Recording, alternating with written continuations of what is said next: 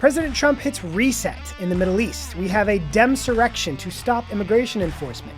And George Clooney's Do You Know Who I Am moment. All of that and so much more today on 10 Minute Drill. Everybody get up, get up.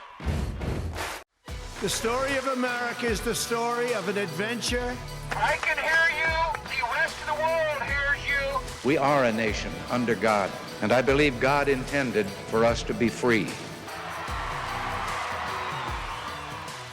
President Trump continued his travels through the Middle East this week. The theme of his efforts there has really been a larger strategic reset. One of the big focuses of the first few days of this trip was Syria, where he announced his plans to lower sanctions across the board as he met with Syria's new leader. Congressional representatives like Lindsey Graham have pointed out that it's not as simple because the Senate and House will have to play a role because those sanctions came from Congress. But President Trump's thought there is they have a new leader, Ahmad al-Sharaa. He is a former al-Qaeda operative, but President Trump believes they have an opportunity for a fresh start there, particularly because even though Ahmad al-Sharaa is a former al-Qaeda operative, but a lot of Americans believe he is a better partner for America than his predecessor, Bashar al-Assad. Syria has been in the middle of a tug-of-war between Turkey, between Saudi Arabia. They have complex relationships with Israel. President Trump's belief is a freer, more, open to partnership Syria is better for the entire world. So his goal there is to see if this new leader can be a part of a strategic reset that will help the entire region. While in Saudi Arabia, President Trump had harsh words, but also an invitation for Iran. I want to make a deal with Iran. I want to do something if it's possible. But for that to happen, it must stop sponsoring terror, halt its bloody proxy wars, and permanently and verifiably cease its pursuit of nuclear weapons. President Trump is doing a balancing act with Iran. He wants to give them the opportunity to re-enter the world, to have partnerships, but he's also making clear there are a lot of conditions to that, and that is incredibly important. 76% of Americans support destroying all of Iran's nuclear facilities. On Wednesday, President Trump was in Qatar, where he received a lot of commitments for massive economic investment in the country. A lot of people wish President Trump would use this time in Qatar to highlight Qatar's terrible behavior in funding terrorism, funding Hamas, their October 7th attacks, funding the captivity of Americans, but also funding so many foreign influence campaigns in things like American universities. Qatar has been one of the top funders that has been behind the anti-Semitic groups that are plaguing American universities over these last few years. Here's what Senator Kennedy said about Qatar. I trust Qatar like I trust a rest stop bathroom. If they want to be friendly, I want to be friendly back. Still to come, President Trump will be in the UAE, United Arab Emirates. There's also a lot of conversation about a potential summit between Ukrainian President Volodymyr Zelensky and Vladimir Putin of Russia. President Trump has encouraged that, and Putin was the original person to put out the idea for this summit. Now, Zelensky, I believe, wanted to basically call his bluff by saying he would go to Turkey and meet face-to-face with Putin. I think it was smart of him to call Putin's bluff. We've yet to see how Putin's going to react to that. I think a lot of people hope President Trump will use this to pressure Putin, as Zelensky is basically doing everything he can to find an opportunity for diplomacy and a path forward. This is an important trip. There are a lot of questions. President Trump is trying very hard to give fresh starts to a lot of leaders who have troubling and checkered pasts. But peace in that region would be incredibly valuable. And President Trump believes he's working off of the momentum from the Abraham Accords in his first term. And he's talked about wanting to expand on that, including bringing countries like Saudi Arabia together with countries like Israel. There's also been a lot of commentary about Israel. President Trump not visiting Israel in this trip, and Israel not necessarily being involved in the conversation about things like lowering those sanctions on Syria. I think President Trump likely believes that nobody would question his support for Israel after everything that he's tried to do in support of them for the last few years. And I think he believes right now his focus is on bringing more people to the table so that they can have relationships with America and Israel and other allies. Early Wednesday morning, after a marathon markup session, the House Ways and Means Committee advanced their portion of the Trump Big Beautiful Bill. Their portion is focused primarily on tax policy, on extending those incredibly important 2017 middle-class tax cuts. We shared polling last week about just how important extending these tax cuts are to the American people. One thing that we've talked about quite a bit here is Medicaid. It has been interesting in these last few days to see media and Democrats really start to push back on Republican efforts to cut fraud, waste, and abuse in Medicaid. Here is a quick shot of a poll from CNN. It literally blows my mind. That is what the American people think of this. Major spending cuts to Medicaid. Look at this, 76%. I want to deconstruct that poll just a little bit. One thing that we've seen from Democrats in the media is they ask broad questions like, do you support cuts to Medicaid? Now, Medicaid is an important program that serves a lot of people. So when you ask broadly if people support a cut to it, they're going to say no. But when you get into the specifics of people who shouldn't be on Medicaid, numbers start to change quite a bit. For example, the House Energy and Commerce Committee clarified who will actually lose Medicaid under their proposal. 1.4 million illegal immigrants, 4.8 million able-bodied adults who have chosen not to work, which is in violation of Medicaid, 1.2 million ineligible recipients. Now, when you ask questions like that, do you support removing illegal immigrants from Medicaid? Support for it skyrockets. And that's what this is really about here. We've known for several years now that support for giving taxpayer-funded healthcare to illegal immigrants is incredibly unpopular. You'll remember in the 2020 Democrat primary, they asked the question for Democrats to raise their hands if they support giving taxpayer-funded healthcare to illegal immigrants. And every Democrat raised their hand, and it was seen as one of the most radical moments of that primary.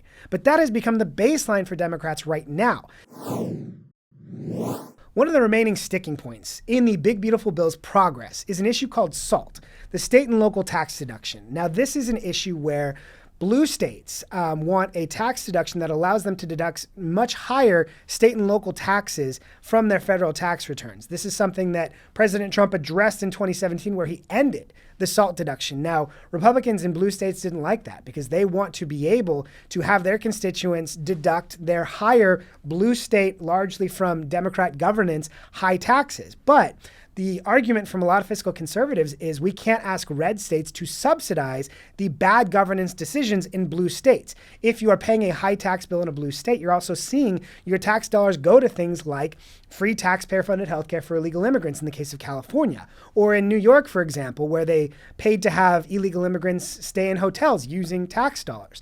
But the blue state pushback to that is we have a higher tax base and we have more tax revenue going into the federal government that actually benefits these red states, and so it all comes out to even. Speaker Johnson has a very difficult task ahead trying to sort this out. On Tuesday, we talked about a video of Democrat Representative LaMonica McIver, who was involved in storming an ICE facility in New Jersey and caught on video bowling over federal ICE agents. This has led to a massive discussion about whether these representatives should be arrested for impeding law enforcement, particularly as they try to remove dangerous criminal illegal immigrants. Democrat leader Hakeem Jeffries was asked about this week. What happens if they were to go and arrest these members, or if they would try to sanction them during the House blitz?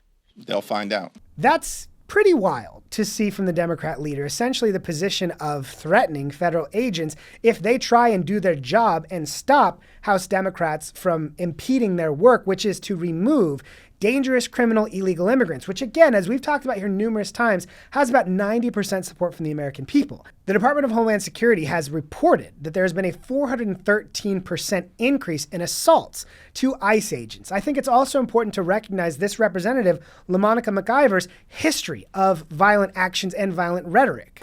And shut down the city!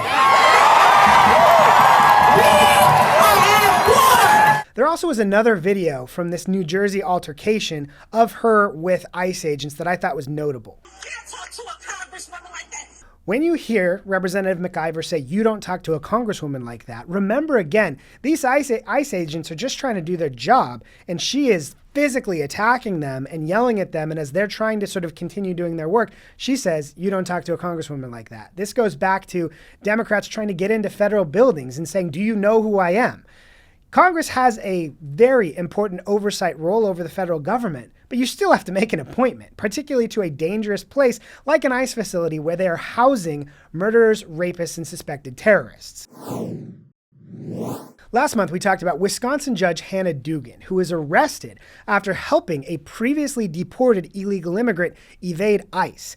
Democrats talked about how this was President Trump's dramatic escalation in his fight against illegal immigration.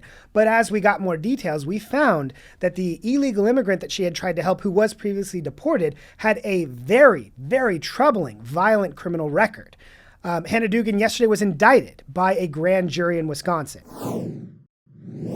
Yesterday, National Review had a very interesting look at the recovery and rebuild efforts after the tragic California wildfire. 3.5 months later, Los Angeles County has issued 7 rebuilding permits. At a pace of 1 new building permit every 2 weeks, Los Angeles County will issue 26 rebuild permits per year and have Pacific Palisades and Altadena rebuilt within 461 years.